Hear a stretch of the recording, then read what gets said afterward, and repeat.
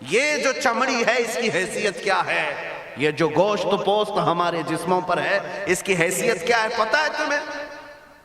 اس کو سجانے کے لیے عورتیں 2-2 گھنٹہ شیشے کے پاس کھڑے ہو کر میک اپ کرتی رہیں۔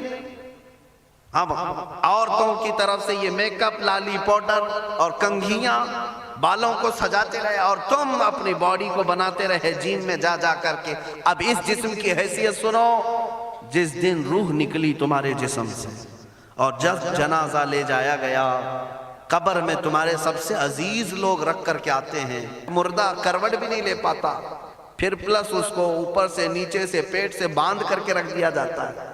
تمہیں پتا ہے اب حکماں نے جو لکھا ہے وہ سنو بزرگوں نے، جیسے ہی تیسرا دن آتا ہے تمہاری قبر کی زندگی کا، جب 3 دن گزرتے ہیں تمہاری ناک کے ذریعے سے پیٹ کی چیزیں باہر آنے لگتی ہیں، منہ کے ذریعے سے انتڑیاں یا جو بھی اندر کا لیکویڈ ہے سب باہر آتا ہے۔ 5ویں دن کان کے اندر سے بھیجا نکلنے لگ جاتا ہے۔ یہ جو بھیجا سر کے اندر ہے وہ ختم ہو کر کے سڑ کر کے پیپ کی شکل میں کانوں سے باہر آنے لگ جاتا ہے۔ ناک اور منہ سے پیٹ کی چیزیں، کلیجہ، خون بن جاتا ہے، دیگر چیزیں سب کان اور ناک اور منہ سے نکلنے لگتی ہیں، اور 40 دن تو بہت دور کی بات ہے، 8ویں دن اس کا پیٹ پھٹ جاتا ہے۔ پیٹ پھولتے پھولتے پھٹ جاتا ہے، اور جیسی پیٹ پھٹتا ہے قبر میں کیڑے پیدا کیے جاتے ہیں۔ تم 1000 کوشش کر لو لیکن وہ کیڑے اسی کے لیے پیدا ہی کیے جاتے ہیں، ان کی غذا ہے۔ وہ ناک سے نکلا ہوا گودا، منہ سے نکلا ہوا گودا کھانے کے لیے کیڑے جمع ہو جاتے ہیں، پورے جسم پر طاری ہو جاتے ہیں۔ پیٹ جب پھٹ جاتا ہے تو اتنی شدید تعفن والی بو آتی ہے کہ قبریں بند ہوتی ہیں، ورنہ کئی لوگ صرف بو سے بیمار ہو جائیں، کئی لوگ۔ اور یہی ہمارے جسم کی حیثیت ہے، یہی ہمارے جسم کی حقیقت ہے۔ اور چند دن گزر جاتے ہیں کہ اس کی آنکھوں کی پتلیاں لٹک کر کے باہر نکلتی ہیں، اس کی آنکھوں کی پتلیاں باہر آ جاتی ہیں اور گڑے پڑ جاتے ہیں۔ اب جو جسم کے اوپر موجود گوشت ہے اس کو چونٹیاں، مکوڑے اور کیڑے کھانے لگ جاتے ہیں، کھاتے کھاتے 2-3 مہینے کے اندر اس کو صرف اور صرف ڈھانچے کی شکل چھوڑ دی جاتی ہے، ہڈیاں باقی رکھی جاتی ہیں۔ جن بالوں میں تم کنگھیاں کرتے ان بالوں کی جڑوں میں پیپ پیدا کیا جاتا ہے، ہر بال کی جڑ پیپ بہاتی ہے۔ اور جن چہروں پر تم پاؤڈر لالی لگا کر کے اس کو سجایا کرتے آئینے میں کھڑے ہو کر، ان چہروں پر اللہ تبارک و تعالیٰ ایسی جھریاں پیدا کرتا ہے۔ یہ تو عام لوگوں کی بات، اور اگر گنہگار ہیں تو ان کے چہروں پر بچھو چھوڑ دیے جاتے ہیں، بچھو چھوڑ دیے جاتے ہیں۔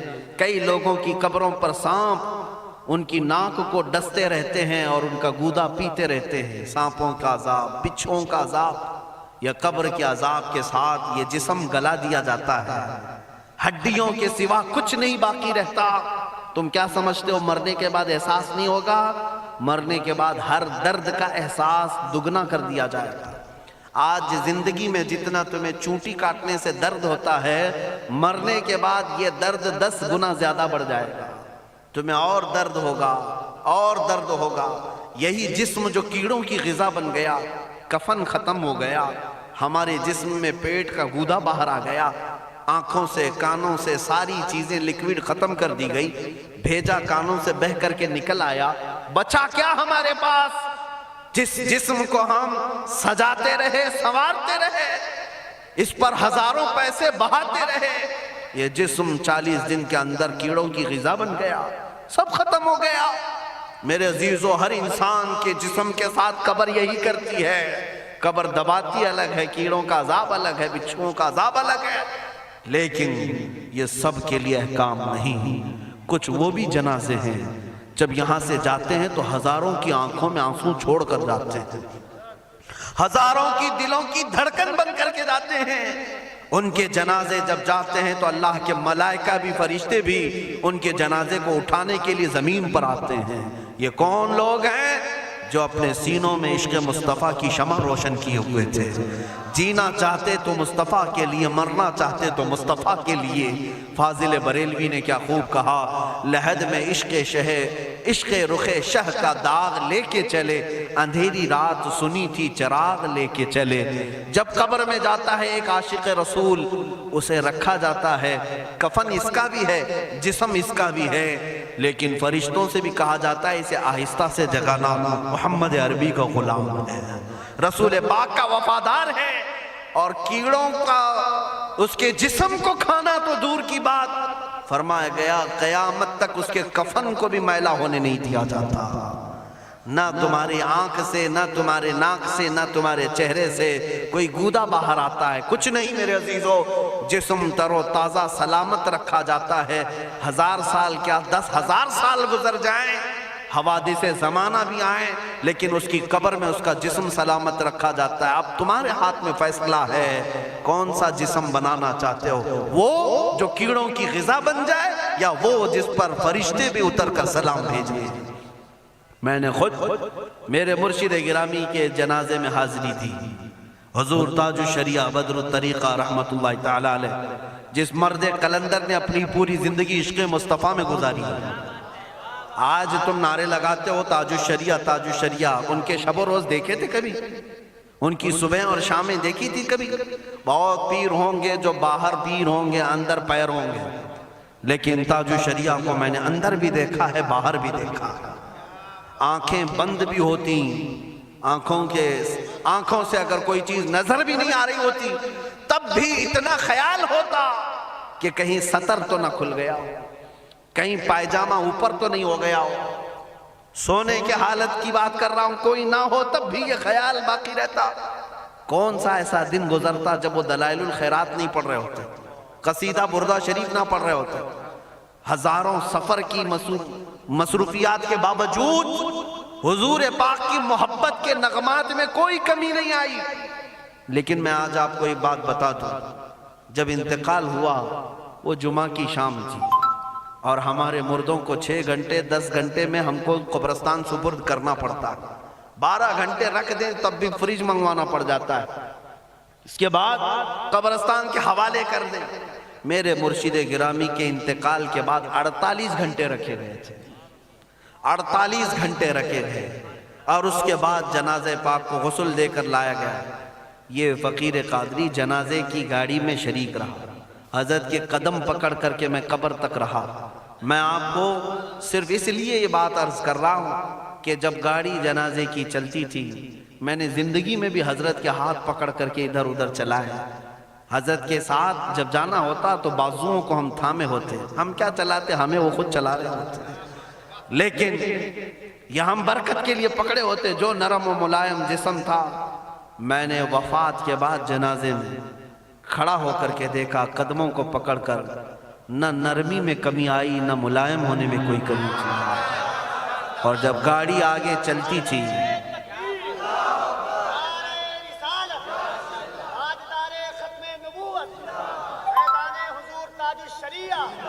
جب آپ گاڑی جنازہ جس پر رکھا ہوا تھا چلتی تھی، تو میرے عزیزو زندگی میں جس طرح جسم نرم ملائم تھا، میں نے دیکھا کہ گاڑی جب اس کے دھڑکے ہوتے تھے ادھر ادھر، تو پیٹ مبارک اور سینے مبارک ویسے ہی ہلتا تھا جیسے کسی زندے کا ہلتا ہو۔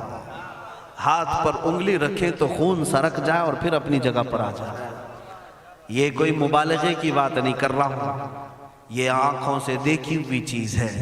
اور قبر انور میں رکھنے کے بعد جب ان کے صاحبزادے اور داماد نکل کر کے آئے، تو تھوڑی دیر کے بعد ہم نے دیکھا کہ چہرہ خود بخود قبلے کی طرف تھا۔ ہم اپنے مردوں کو رکھواتے ہیں، لیکن اس عاشق رسول نے اپنا چہرہ پہلے سے قبلے کی طرف کر لیا۔ یہ کرامات کہیں یا زندگی کی حقیقت کہیں، حقیقی بات تو یہ ہے جو مصطفیٰ کی یاد میں جاتا ہے۔ اس نے کیا ہی خوب کہا شاعر کہ میرے جنازے پہ رونے والوں فریب میں ہو بغور دیکھو، میرے جنازے پہ رونے والوں فریب میں ہو بغور دیکھو، مرا نہیں ہو غم نبی میں لباس ہستی بدل گیا۔ ہاں، مرا نہیں ہو غم نبی میں لباس ہستی بدل گیا ہوں۔ ان عاشقوں کا حال یہی ہوتا ہے کہ یہ مر بھی جاتے ہیں، انتقال کر بھی جاتے ہیں، تو بس لباس بدلتا ہے لیکن زندگی پہلے سے اور بلند ہوتی ہے۔ عزیزان گرامی، تمہیں اسی بات پر میں لانا چاہتا ہوں، کون سی زندگی گزارنا چاہو گے؟ کون سی زندگی؟ یا عیاشوں کی، یا نچنیوں کی، یا مجرا کرنے والوں کی، ان ظالموں کی جو جہنم کی طرف تمہیں لے جانے کے لیے تیار بیٹھے ہیں؟ چند دنوں کی عیاشی ہے، تم گانے گا کر اچھل کود کر کے اپنے نفس کو تو راضی کر سکتے ہو، لیکن رب ذوالجلال کی رضا کبھی نہیں لے سکتے۔ آج تم دنیا میں فلموں کی زندگی جی کر کے تھوڑی دیر کی خوشی تو حاصل کر سکتے ہو، لیکن قبر کی راحت کبھی نہیں لا سکتے، قبر کا سکون کبھی نہیں لا سکتے۔ قبر میں اگر سکون چاہیے تو صرف ہمارے سینوں کو ادھر حوالے کرنا ہوگا، مصطفیٰ کریم کے حوالے کرو۔ اب اپنی زندگی کو بدلنے کا وقت آ گیا۔ اے میرے عزیزو، ناموس رسالت کی حفاظت یہی ہے کہ حضور کے اخلاق کی پہلے حفاظت کی جائے، حضور کی سنتوں کی حفاظت کی جائے، حضور پاک کے نام پاک کی حفاظت کی جائے، ان کی تعلیمات، ان کے احادیث کی حفاظت کی جائے۔ جس طرح صحابہ کرام نے اپنی جانیں قربان کر کے حضور کی عزت کی حفاظت کی ہے، آج وقت آیا ہے ان ظالموں کی طرف نہ دیکھنا۔ یہ بھونک بھونک کر کے تمہیں جگا رہے ہیں، بیدار کر رہے ہیں۔ میں جواب دیتا رہوں گا انشاءاللہ، لیکن ساتھ میں ان حادثات کو اپنے لیے ایک الگ انداز سے دیکھتا ہوں۔ اگر کوئی کتا کسی مندر کے گوفے میں بیٹھ کر بھونکتا ہے اور میرے نبی پاک کی عظمت پر حملے کرتا ہے تو درد تو ہوتا ہے، لیکن ساتھ میں عقیدہ بھی تو ہمارا یہ ہے، رہے گا یوں ہی ان کا چرچا رہے گا، رہے گا یوں ہی ان کا چرچا رہے گا، پڑے خاک ہو جائیں جل جانے والے۔ یا رسول اللہ، تو گھٹائے سے کسی کے نہ گھٹا ہے نہ گھٹے گا، جب بڑھائے تجھے اللہ تعالیٰ تیرا، مٹ گئے مٹتے ہیں مٹ جائیں گے آدھا تیرے، نہ مٹا ہے نہ مٹے گا کبھی چرچا تیرا۔ یہ کتے کتاب لکھ کر کے کہتے ہیں محمد عربی کا چرتر، ان کے اخلاق، ان کے کردار برے تھے، اور ایسی کوئی چیز نہیں ہے اسلام میں جس سے امپریس ہو کر اسلام قبول کیا جانا چاہیے۔ محمد صلی اللہ علیہ وسلم کے نام کو اسلام سے ہٹا دینا چاہیے۔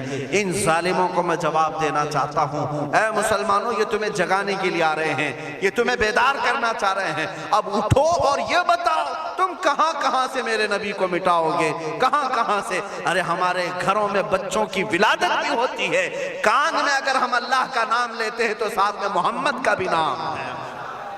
ہمارے بچے جس دن اس دنیا میں آتے ہیں، اذان ان کے کانوں میں دی جاتی ہے تو اللہ کے نام کے ساتھ محمد کا نام بھی آتا ہی ہے۔ ہماری اذانیں، ہمارے نماز کو بلانے والی آوازیں، تم کیا مٹا پاؤ گے محمد عربی کے نام کو؟ یہ ہزاروں نہیں کروڑوں اذانیں بار بار دن میں دے دے کر کے یہ بتاتی ہیں کہ تم واللہ محمد عربی صلی اللہ علیہ وسلم کا ذکر تم کبھی الگ نہیں کر سکو گے۔ ذکر خدا جو ان سے جدا چاہو نجدیو، واللہ ذکر حق نہیں کنجی سقر کی ہے۔ حضور پاک کا نام کہاں سے ہٹاؤ گے؟ اذانوں سے ہٹاؤ گے، اقامت سے ہٹاؤ گے، نمازوں سے ہٹاؤ گے؟ بلکہ اقبال نے کیا ہی خوب کہا تھا، دشت میں دامن کوہسار میں میدان میں ہے۔ کہاں ہے یہ نام؟ دشت میں دامن کوہسار میں میدان میں محمد ہے، بحر میں موج کی آغوش میں طوفان میں محمد ہے، چین کے شہر مراکش کے بیابان میں محمد ہے، اور پوشیدہ ہر مسلمان کے ایمان میں محمد ہے۔ میں نے یہ تبدیل کر کے اسی لیے پڑھا ہے کہ ہر جگہ محمد ہے۔ رسول پاک صلی اللہ علیہ وسلم کو تم کہاں سے ہٹاؤ گے؟ ہمارے کروڑوں کی زندگیاں اس نام پاک پر قربان، اس نام پاک پر قربان۔ ان ظالموں کو یہ بات بتا دینا، اس نام پاک پر اللہ نے نقطہ تک نہیں رکھا ہے۔ محمد عربی صلی اللہ علیہ وسلم کے نام پاک پر نقطہ تک نہیں، عیب تو بہت دور کی بات ہے۔ اور مٹانے کی بات کرتے ہو، مٹانے کے لیے تم اس کا ایک لفظ تک نہیں مٹا پاؤ گے۔ محمد عربی اس عظیم ہستی کا نام ہے جس کی جڑیں تحت الثری میں ہیں، جس کی شاخیں اوج ثریا پر ہیں۔ حضور پاک صلی اللہ علیہ وسلم کو اللہ نے رفعنا لک ذکرک کہہ کر کے بلند فرما دیا ہے۔ کسی کے گھٹانے سے حضور کا نام کبھی نہیں گھٹے گا۔ میں عظمت مصطفیٰ کے لیے بارگاہ اعلیٰ حضرت کا سہارا لیتے ہوئے مسلمانوں تم سے یہ بات کہنا چاہوں گا، بتلا دو گستاخ نبی کو غیرت سنی زندہ ہے، ان کے نام پہ مر مٹنے کا جذبہ کل بھی تھا اور آج بھی ہے. تم بھوکتے رہو میرے نبی کی شان پر اور ہم سنی کہتے رہیں گے سب سے اعلیٰ و اولا محمد محمد ہے, سب سے اولا و اعلیٰ محمد محمد ہے, سب سے بالا و والا محمد محمد ہے. دونوں عالم کا دولہا محمد محمد ہے, اپنے مولا کا پیارا محمد محمد ہے. بجھ گئی جس کے آگے سبھی مشعلیں, شمع وہ لے کر آیا محمد محمد ہے. خلق سے اولیاء, اولیاء سے رسول اور رسولوں سے اعلیٰ محمد محمد ہے. ملک کونین میں انبیاء تاجدار, تاجداروں کا آقا محمد محمد ہے. جس کے تلووں کا دھون ہے آب حیات, ہے وہ جان مسیحا محمد محمد ہے. سب چمک والے اجلوں میں چمکا کیے, اندھے شیشوں میں چمکا محمد محمد ہے. سارے اونچوں سے اونچا سمجھیے جسے, ہے اس اونچے سے اونچا محمد محمد ہے. سارے اچھوں سے اچھا سمجھیے جسے, ہے اس اچھے سے اچھا محمد محمد ہے. غم زدوں کو مزدہ دیجئے کہ ہے بے کسوں کا سہارا محمد محمد ہے. میں مانتا ہوں اے عقل والو میرا محمد خدا نہیں ہے, مگر دلوں میں یہ نقش کر لو کہ وہ خدا سے جدا نہیں ہے. کہیں پر تم الگ نہیں کر سکو گے. محمد صلی اللہ تعالیٰ علیہ وسلم کے نام پاک کو اللہ تعالیٰ نے ہر جگہ رقم فرمایا ہے. جنت کے دروازوں پر, عرش و کرسی, لوح و قلم پر, آسمانوں کے ہر دروازے پر محمد عربی کا نام رقم ہے. دنیا کے ہر گوشے میں وہ نام پاک موجود ہے. ہو نہ یہ پھول تو بلبل کا ترنم بھی نہ ہو, چمن دہر میں کلیوں کا تبسم بھی نہ ہو نہ یہ ساقی تو میں بھی نہ ہو, خم بھی نہ ہو, بزم توحید دنیا میں نہ ہو, تم بھی نہ ہو. خیمہ افلاک کا استادہ اسی نام سے ہے, نبض ہستی تپش آمادہ اسی نام سے ہے. وہ جو نہ تھے تو کچھ نہ تھا, وہ جو نہ ہو تو کچھ نہ ہو. جان ہے وہ جہان کی اور جان ہے تو جہان ہے. بس آخر میں میرا یہی مشورہ سب سے ہے کہ محمد سے وفا تو نے تو ہم تیرے ہیں. یہ جہاں چیز ہے کیا لوح و قلم تیرے ہیں. اٹھو قوت عشق سے ہر پست کو بالا کر دو, دہر میں نام محمد سے اجالا کر دو. مولا کریم اس جلسے پاک کو اپنی بارگاہ میں قبولیت عام عطا فرمائے. میں تمام حاضرین کا شکر گزار ہوں اور آپ سب کو یہ نصیحت کرتا جاتا ہوں کہ اب زمانہ تمہاری قربانیوں کے انتظار میں ہے, اور تمہاری قربانیاں اگلی نسلوں کے لیے بھی اور تمہاری آخرت کے لیے بھی رنگ لائیں گی. آپ قربانی دینے کے لیے تیار ہیں؟ کبھی کسی سے خوف نہیں کھائیں گے, کسی چیز سے نہیں ڈریں گے. ہم تختہ دار پر بھی چوم کر کے چڑھیں گے. ہاں اب میں یہی کہتا ہوں, باطل سے ہم ٹکرائیں گے ناموس رسالت کی خاطر, باطل سے ہم ٹکرائیں گے ناموس رسالت کی خاطر, ماریں گے یا مر جائیں گے ناموس رسالت کی خاطر. ہاں جو تخت نشی ہیں وہ بھی سن لیں توہین نبی کے مجرم کو, جو تخت نشی ہیں وہ بھی سن لیں توہین نبی کے مجرم کو ہم دار پر لے آئیں گے ناموس رسالت کی خاطر. ہم دار پر لے آئیں گے ناموس رسالت کی خاطر.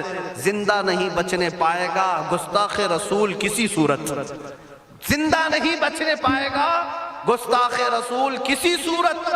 اسے ہم دوزخ میں پہنچائیں گے ناموس رسالت کی خاطر, اسے ہم دوزخ میں پہنچائیں گے ناموس رسالت کی خاطر. توہین رسالت ہوگی تو شمع نبوت کے پروانے, توہین رسالت ہوگی تو شمع نبوت کے پروانے.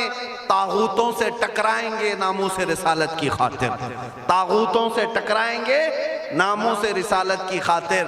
آخری شعر اس کا یہ ہے, جو شخص کرے گا ہمدردی, سمجھ کر کے چلے, جو شخص کرے گا ہمدردی بے ادبی کرنے والوں سے, ان ظالموں سے جسے بھی ہمدردی ہے نا, جو صلح کلی ہے, ہماری جماعت کے منافقین ہیں, غدار ہیں, جو نام مسلمان رکھے ہوں, پگڑی داڑھی سب رکھے ہوں اور ان ظالموں کی گود میں جا کر بیٹھتے ہوں, ان سے میں کہہ رہا ہوں جو شخص بھی رکھے گا ہمدردی بے ادبی کرنے والوں سے, ہم اس سے بھی قرضہ چکائیں گے ناموس رسالت کی خاطر, ہم اس سے بھی قرضہ چکائیں گے ناموس رسالت کی خاطر. دیکھنا اب یہ امت مصطفیٰ کے شیر بیدار ہونے لگے ہیں. جس دن یہ بیدار ہوں گے تو ان کتوں کی خیر نہیں ہوگی, ان کتوں کی خیر نہیں ہوگی. مولا کریم ان چہروں کو سلامت رکھے, ان کی قربانیوں کو قبول فرمائے, ان ماؤں اور بہنوں کی گودوں میں مولا حسنین کریمین پیدا فرمائے. ان کو مولا دوبارہ صلاح الدین عطا کرے, شہاب الدین عطا کرے, اورنگزیب ٹیپو سے شہید عطا کرے. مولا ہمیں ہمارے مجاہدین کی قیادت عطا فرما دے, ہمیں مجاہدین کا کردار عطا فرما دے, ہمیں غازیان اسلام بنا یا شہیدان اسلام بنا. اے رب ذوالجلال ہماری دعاؤں کو نالین مصطفیٰ کے صدقے قبول فرما. وصلی اللہ تعالی علی خیر خلقہ محمد وآلہ واصحابہ اجمعین.